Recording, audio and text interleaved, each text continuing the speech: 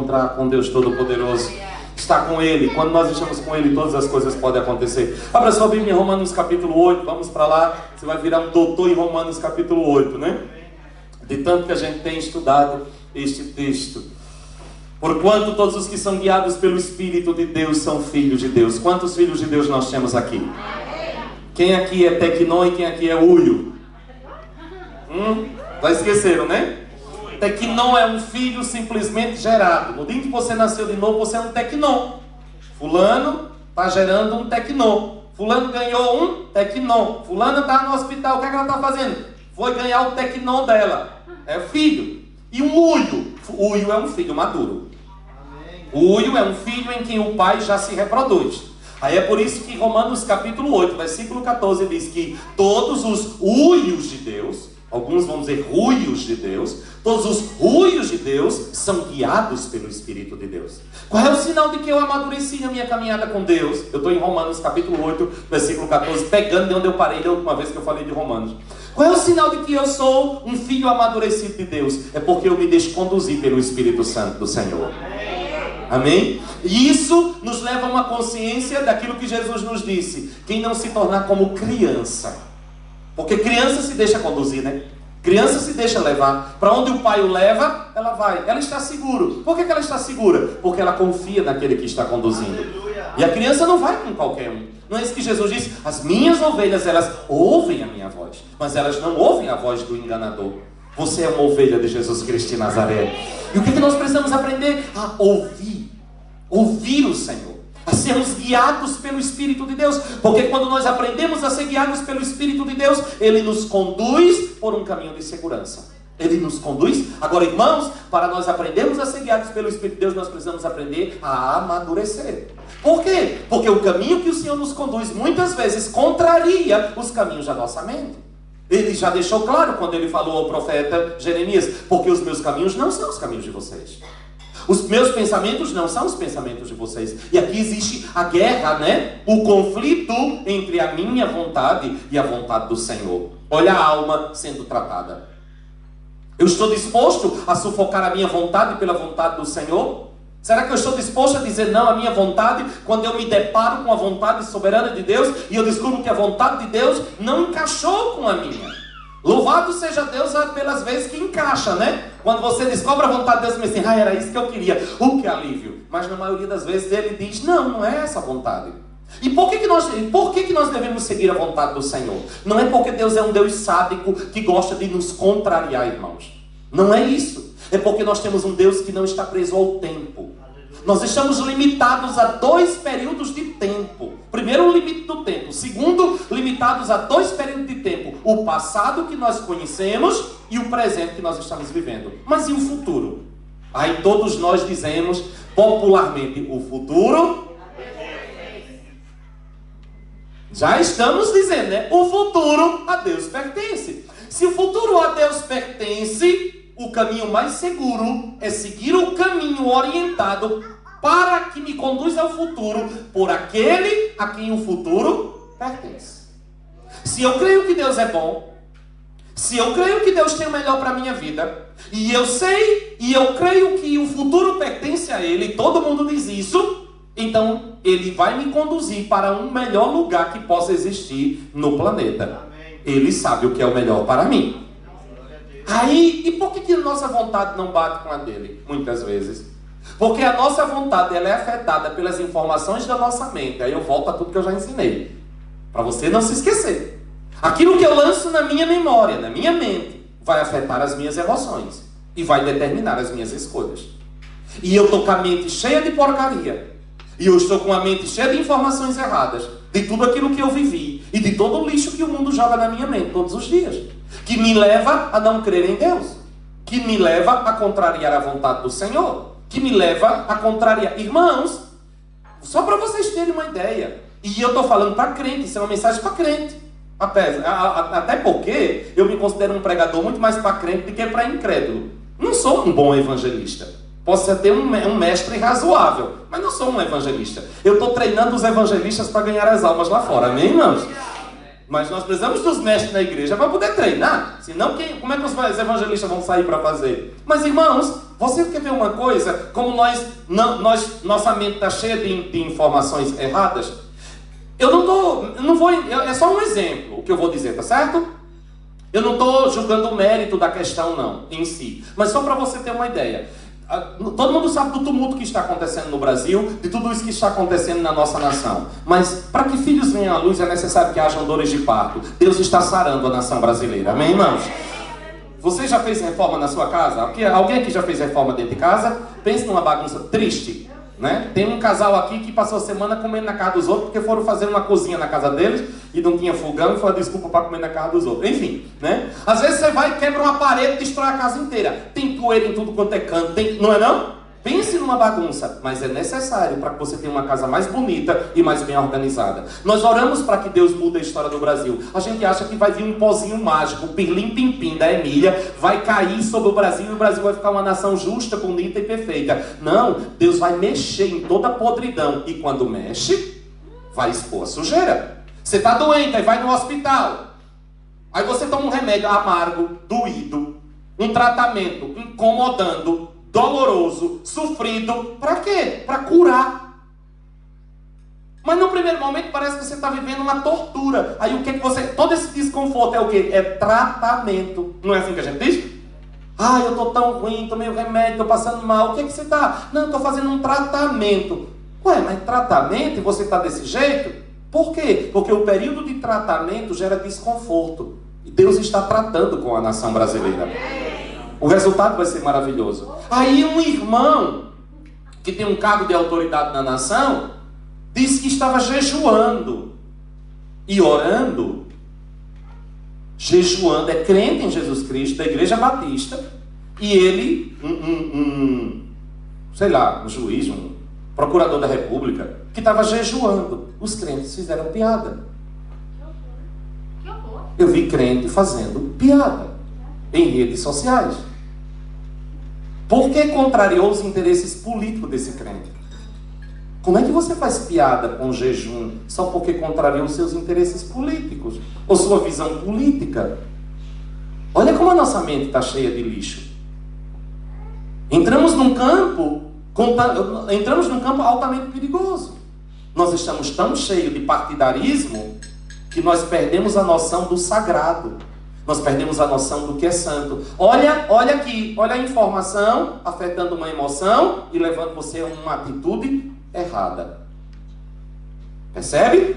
Eu estou me enchendo de lixo que está contaminando as minhas emoções e na hora de eu me posicionar, eu estou me posicionando em cima dessas coisas. Isso é infantilidade, irmãos. Um cristão maduro, ele faz uma triagem, um filtro daquilo que ele coloca dentro da mente dele, porque ele sabe que aquilo vai mexer com as emoções dele. Aquilo vai mexer com as emoções dele. E aquilo vai afetar as suas escolhas. Na hora dele fazer uma escolha, ele não vai ter força para decidir segundo a vontade do Senhor. Olha Jesus. Jesus era uma pessoa que mantinha sua mente sob vigilância. Jesus não detinha os olhos dele em cima de qualquer coisa e não abrigava na mente dele qualquer tipo de informação. E na hora que ele teve um confronto de posição, na hora em que ele teve um confronto de vontades, ele teve força para não seguir a vontade dele. Pastor, quando? No Getsemane. Quando Jesus estava no Getsemane, ele descobriu uma vontade de Deus que bateu de frente com a vontade dele.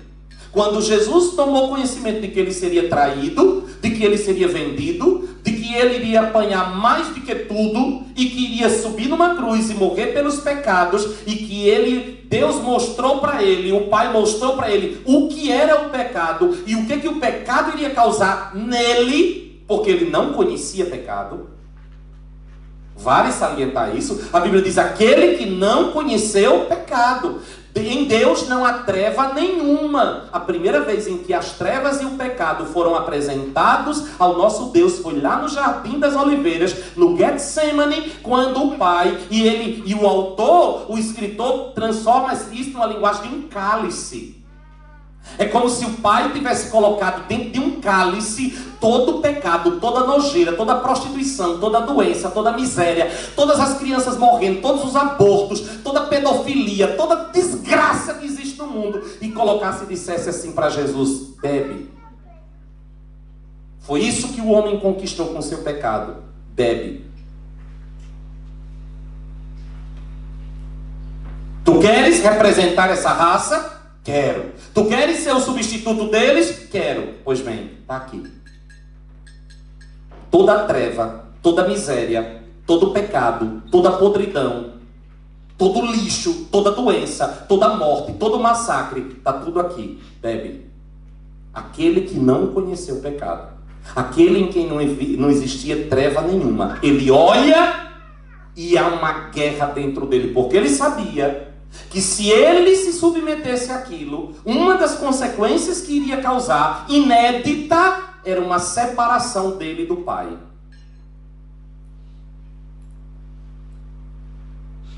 E ele faz uma contraproposta. É possível? Tem um plano B? Se for possível, passa de mim esse cálice sem que eu bebo? O Pai diz, não é possível. Não tem um plano B. É tudo ou nada. E aí? A minha vontade e a vontade de Deus entraram em choque.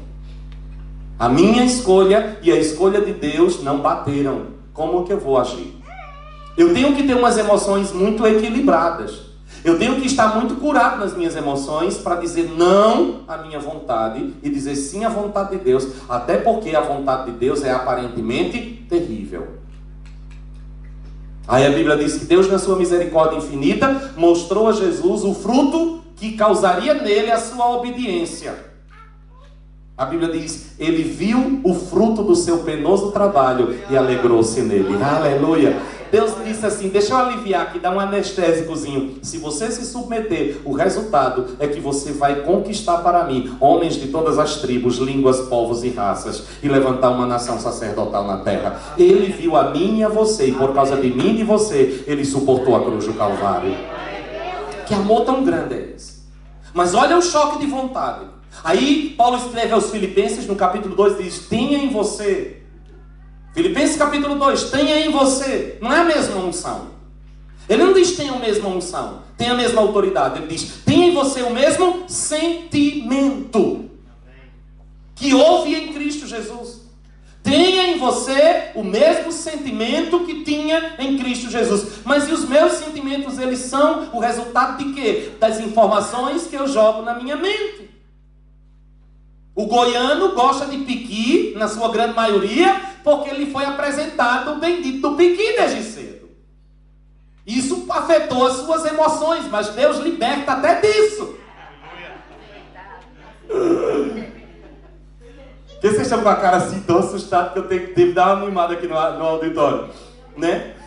Aquilo que eu jogo na minha mente vai determinar as minhas emoções. O que eu gosto, como é que eu não gosto, o teu paladar, os teus gostos em tudo. Aí Paulo escreve, tenha em você o mesmo sentimento que houve em Cristo Jesus. Então, para que eu tenha os mesmos sentimentos em mim que houve em Cristo Jesus, eu terei que carregar a minha mente das mesmas coisas que Jesus carregou a dele. Concorda comigo?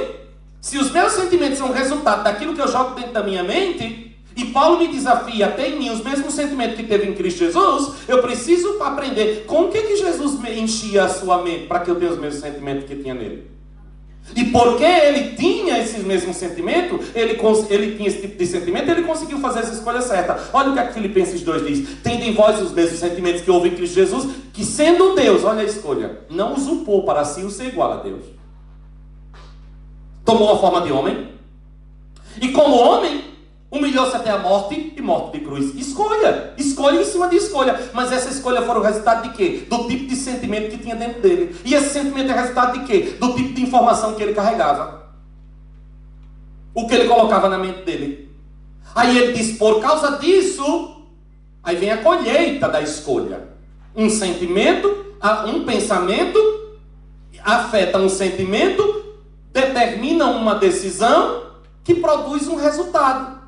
Não é isso que Filipenses 2 vai trazer? Tendo em você o mesmo sentimento que houve em Cristo Jesus, que sendo Deus, não usurpou para si o ser igual a Deus, capítulo 2 de Filipenses, quem quiser ir atrás, não usurpou o ser igual a Deus, escolha, mas humilhou-se até a morte e morte de cruz. Por isso, olha o resultado. Por isso, Deus o exaltou soberanamente e lhe deu o nome que está acima de todo o nome. Aleluia! para que ao nome dele se dobre todo o joelho que há no céu, na terra e debaixo da terra, e toda língua confesse que Jesus Cristo é o Senhor, para a glória de Deus Pai. Nós ressaltamos muito essa parte da declaração de Paulo, mas nós esquecemos do caminho que Jesus percorreu para poder chegar até aí. E o desafio que ele lança para cada um de nós de percorrer este mesmo caminho. Por quê? Porque Jesus disse: eu vou para o Pai, mas vocês vão ficar, e vocês vão em meu nome, e em meu nome vocês vão fazer as obras que eu fiz, e fazer obras maiores do que essa. Uau! E agora? Como é que eu vou fazer obras maiores do que ela? Eu tenho que percorrer o caminho que ele percorreu. Eu tenho que seguir os passos que ele seguiu. A primeira coisa que eu tenho que fazer: guarda o teu coração. E coração na Bíblia é um sinônimo para mente, porque os antigos achavam que o nosso coração pensava. E o coração não pensa. Se pensasse, o povo não se apaixonava, enfim. A sede das emoções não está no coração, está na mente. Então eu posso trazer para os dias de hoje: de tudo que você deve guardar, guarda a sua mente. Guarda a sua mente. Porque é dela que procede as veredas da sua vida. Coloca sua mão assim na sua cabeça e diga: Pai. Não, mas todo mundo dá a mão na cabeça. Diga: Pai, em nome de Jesus, eu revisto a minha mente com o capacete da salvação. Minha mente está protegida. Nenhum lixo vai entrar aqui.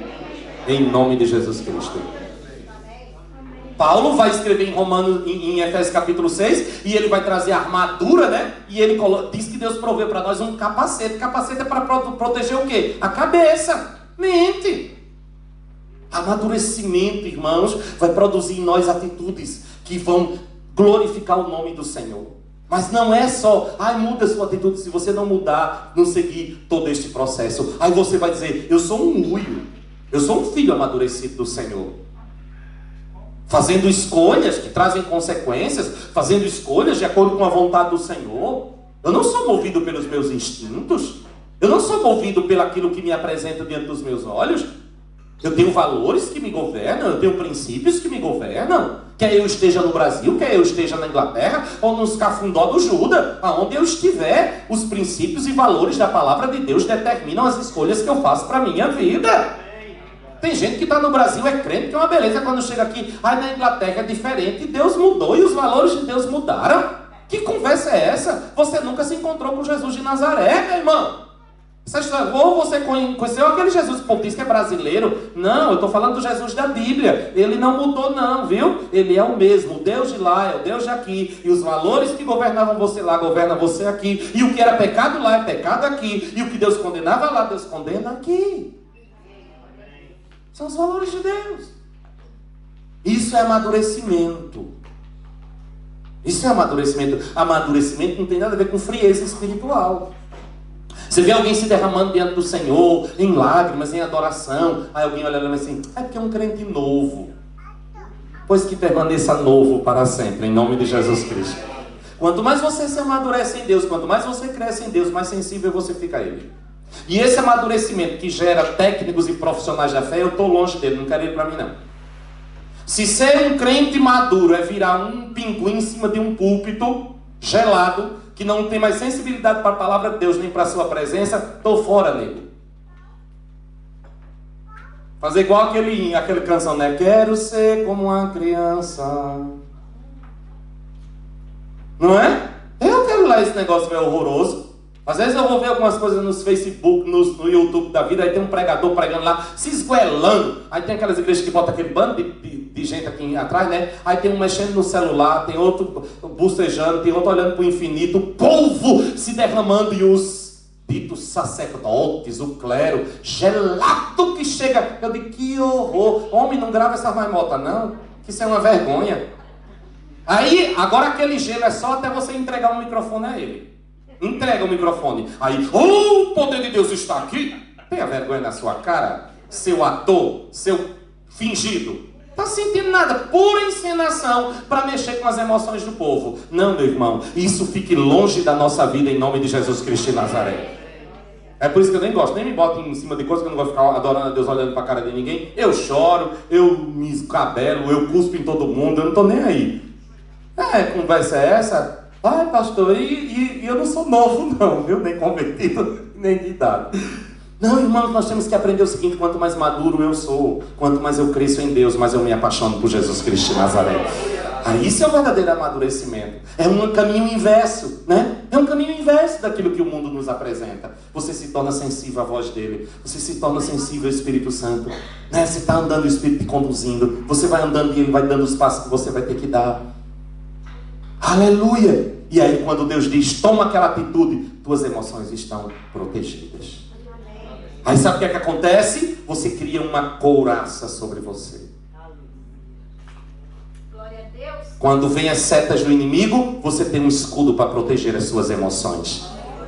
Fulano falou mal de você e você se lembra: a minha luta não é contra carne e sangue, não é contra meu irmão, é contra o demônio que está por trás daquela pessoa. Satanás, solta meu irmão, ele é uma bênção, você que não presta, eu já vi você por trás, coisa feia, horrorosa. Batem retirada em nome de Jesus Cristo de Nazaré. Isso é amadurecimento. Você ama aquela pessoa que está sendo instrumento do diabo e você combate aquele que está oprimindo aquela pessoa. Isso é amadurecimento. É o Espírito que te revela essas coisas. Aí você passa a fazer o bem a quem te faz o mal, a orar por quem te persegue, a liberar palavras de bênção sobre a vida, a ter domínio próprio. Você não estoura. A temperatura sobe, aí você baixa ela. Você ira, mas você não peca. Você não abre a boca para liberar nenhuma palavra que depois vai se voltar contra você. Ah, pastor, eu dizia ontem. Ah, pastor, mas de que adianta? Eu não disse, mas eu não senti. Não é a mesma coisa? Não, meu bichinho. Não é a mesma coisa, não. Digamos que você tem um caroço de milho. Aí você vai lá e planta o caroço de milho. O que é que vai acontecer com ele? Vai, gente. O que é que vai acontecer com o caroço de milho? Vai nascer um pé de milho, produzir uma espiga com um monte de caroço. Se reproduziu. Mas você pegou esse mesmo caroço de milho, botou no bolso e disse assim: eu não vou plantar você, não. Primeiro canto chegar ali, eu jogo você no lixo, destruo você. Você continua tendo um caroço de milho. Mas como você não plantou, ele não se reproduziu na sua vida. Mas você tem um caroço de milho. A mesma coisa é a palavra. Ai, me deu vontade de eu xingar fulano. Guarde no bolso. Guarde no bolso e destrua na primeira esquina. Não plante, porque se você plantar, aquilo vai se voltar contra você. Palavras são sementes, irmãos, e uma semente que eu não plantei, ela não tem poder de se reproduzir na minha vida. Irai-vos e não pequeis, não deixe o sol se pôr sobre a vossa ira. Isso é uma linguagem de semeadura. Não plante a ira, não libere, não abra sua boca, não vá no Facebook, nem no Orkut, nem no Instagram, nem no Zap Zap. Não conte a ninguém. Destrua esta palavra. Destrua, porque você é guiado pelo Espírito Santo do Senhor. Aí você vai aprender a ter domínio próprio. Você vai controlar os seus sentimentos. Você vai controlar as suas emoções. Porque você tem um alvo diante de você. Porque você tem uma meta diante de você. Porque você está andando com o Senhor. E Deus vai te dizer qual é o caminho que você deve seguir. Mas veja, irmãos, no versículo 14. Isso tudo para fazer a introdução, para pegar o gancho, né? Versículo 15 do capítulo 8 de Romanos, ele vai dizer: pois vós, irmãos, não recebestes um espírito que vos escravize para andardes uma vez mais atemorizados, mas recebestes o Espírito que os adota como filhos, por intermédio do qual podemos clamar: Abba, Pai. Aleluia. Diga glória a Deus por isso, diga. O Espírito que nós recebemos não é de escravo, é de paternidade. Nós não pertencemos a Deus, é isso que Paulo está dizendo. Nós não pertencemos a Deus como escravo. Nós pertencemos a Deus como filhos e filhas do Senhor. E o Espírito Santo nos convence disso. Irmãos, você está na casa de Deus não como empregado. Você está na casa do Senhor como um filho herdeiro das promessas de Deus na sua vida. Aí isso nos lembra do filho pródigo, né? Na casa do meu pai até os empregados têm comida, irei e pedirei ao meu pai um emprego.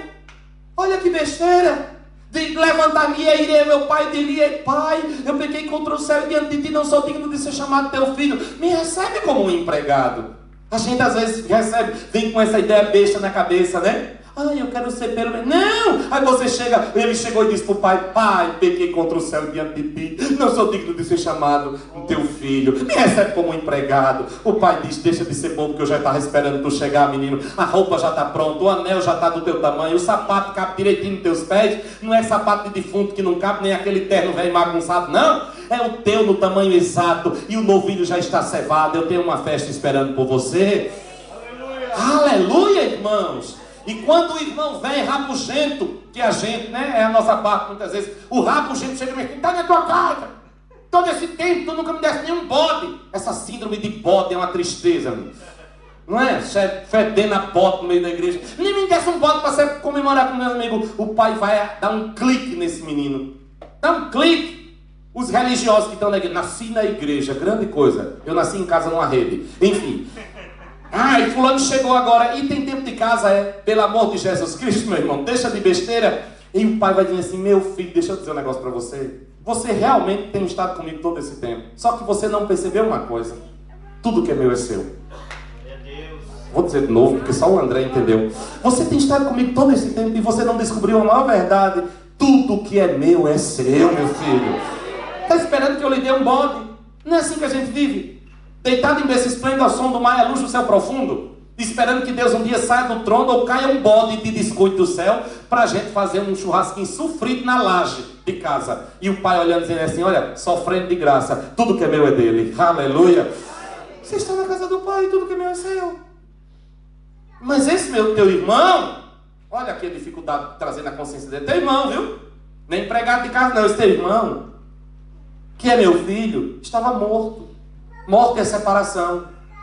Estava separado. Não estava aqui para desfrutar. Deixa o bichinho aproveitar um tiquinho. Ele estava morto e reviveu. Estava perdido e foi achado. Vamos celebrar. Vamos aproveitar a festa. Aleluia. É isso que o Senhor tem para nós.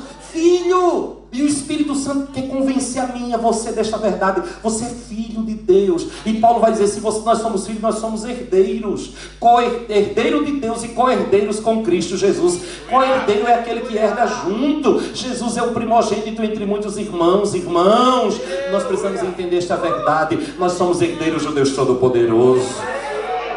Herdeiros. Não manda empregado, não. Para mim só sobrou a cozinha para eu... Não! Você é filho. Você é filho de Deus. Deixa o Espírito de Deus gerar isso dentro de você. E passe a se relacionar com Deus como ensinou aqui. Eu gosto dessa palavra no aramaico, né? Abba. Pai. O Espírito gera isso dentro de nós. Olha, irmão, é o Espírito gerando. Não é uma invenção da cabeça, não. Eu posso colocar na sua cabeça essas informações de que você é filho. Mas enquanto o Espírito de Deus não convencer você, você vai ter informação na cabeça, mas não vai se posicionar. É o Espírito Santo que traz a informação da mente para o nosso espírito. E quando a palavra vira rema dentro de nós, você se levanta em autoridade e diz, pera. O meu Deus, segundo as suas riquezas em glória, suprirá cada uma das minhas necessidades. Aquele que não me negou o seu único filho, como não me dará juntamente com ele todas as coisas? Eu fui moço, hoje sou velho, nunca vi o justo nem a sua descendência mendigar o pão. 1000 cairão à minha direita, 10.000 à minha esquerda, eu não serei atingido. Ele dará ordem aos seus anjos a meu respeito, para me guardar em todo o meu caminho. E mesmo que eu ande pelo vale da sombra da morte, eu não tenho medo de nada, porque Ele, como Pai, está comigo. E Ele prepara uma mesa para mim na presença dos meus inimigos. Unge a minha cabeça com óleo, o meu cálice transborda. Bondade e misericórdia me seguirão todos os dias da minha vida. E eu habitarei na casa do Senhor, que é o meu Pai, por longos dias. Minha posição é de filho. Que conversa é essa? Sai da minha frente, Satanás. Glória a Deus. Não estou aqui mendigando coisa. Está dando ordem em Deus. O que está dando em ordem em Deus? Eu estou fazendo valer quem eu sou. E foi Ele que me deu essa condição. Todos quanto receberam a Jesus, foi-lhe dado o poder de serem filhos de Deus. Filhos nascidos não pela vontade da carne. Não é porque é judeu. Não, mas pelo Espírito, pela palavra que operou dentro de nós uma nova natureza. E nós nos levantamos e dizemos, vai para lá, Satanás, que eu não vou viver aqui sofrendo mais do que amendoim na boca de banguelo, não. Eu vou entrar na possessão daquilo que Deus tem para a minha vida. Quem gera essa verdade dentro de nós é o Espírito Santo. Mas tem gente que acha que o Espírito Santo nos foi dado só para a gente falar em línguas e para o culto ficar um pouquinho mais animado. Não, o Espírito Santo está dentro de você para convencer você. Quem é você? Relacione-se com o Espírito Santo. Mantenha comunhão com Ele, sabendo que Ele é uma pessoa. E Ele vai mudar a sua maneira de se enxergar diante de Deus. E quando você muda a sua maneira de se enxergar diante de Deus, você muda a sua maneira de se enxergar diante das adversidades da vida. Você encara as adversidades de outra maneira. Como leu a Jaqueline no início do culto. Este é o dia que o Senhor me deu. Alegre-se. Ele não diz, dia bom nem dia mau. Alegre-se. Eu não sou movido pelas coisas que eu vou encontrar no meu caminho. Eu sou movido por aquele que reside dentro de mim, o Espírito Santo de Deus. Se o dia for bom, eu me alegro. Se o dia for ruim, eu me alegro. E daí eu mudo o dia. Aí eu entro na veia profética de Abacuque, mesmo que a vida não floresça, mesmo que não haja fruto na oliveira, mesmo que não haja gado no curral, mesmo que o fruto da vida minta, eu louvarei o nome do Senhor, oh meu Deus. Um dia só tem 24 horas, vai terminar, e está chorando. Que besteira, o choro só dura uma noite, tem hora para começar e hora para terminar. Ai, toda luta tem hora para começar e hora para terminar. E a alegria só tem hora para começar.